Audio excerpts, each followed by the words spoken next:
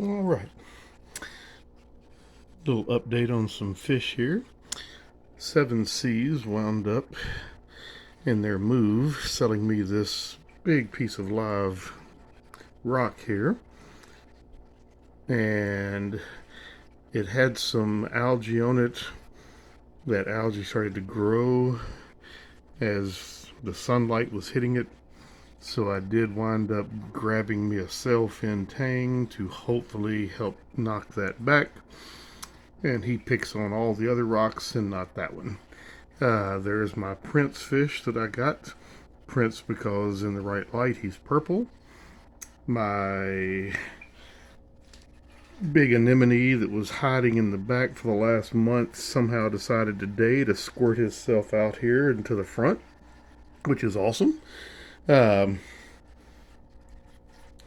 I have wound up having so many guppies that I finally converted this 30-gallon over as the surplus guppy tank. So as I am getting babies, which you can see the multitude of here, I started grabbing netfuls of fry and adults and juveniles out of this one and putting them in the other tank.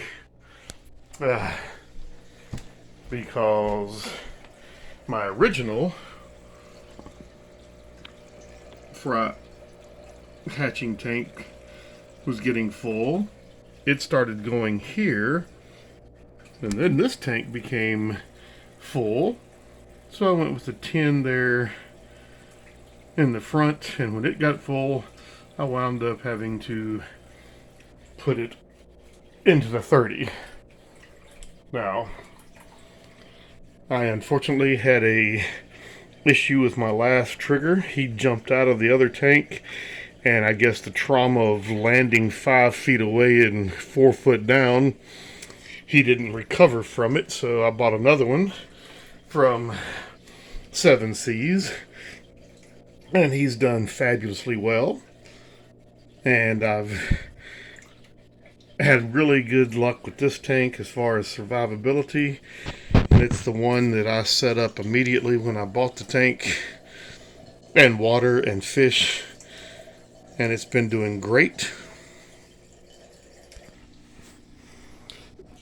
My 55, where I collected all my cichlids,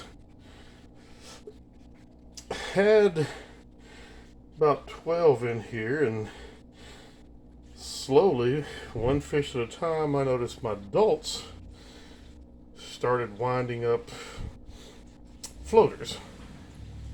And I don't know if the electric yellow, got really aggressive when she was pregnant. But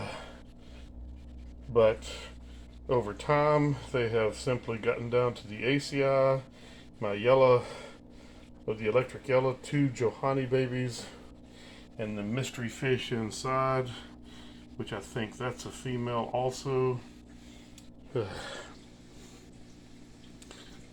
But it's been one of the better tanks as far as no algae in it, and I'm happy with that. And here's my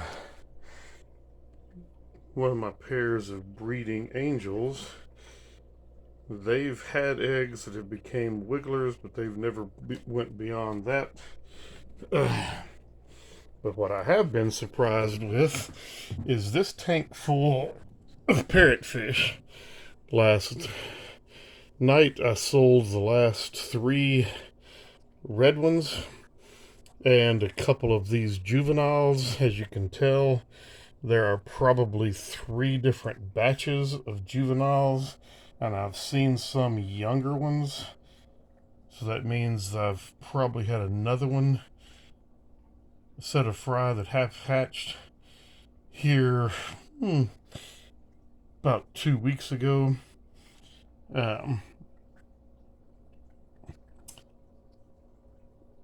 And they just amaze me. This one is the one that I think is the boss of the tank, because it sits here and chases everybody away from her nest on the bottom.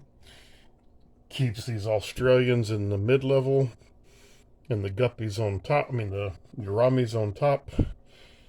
I brought my angels back in here because the family I sold my 3 red ones to also saw I had 2 large black angels and they couldn't leave without them, so I sold them the 2 angels, and that allowed me to bring my other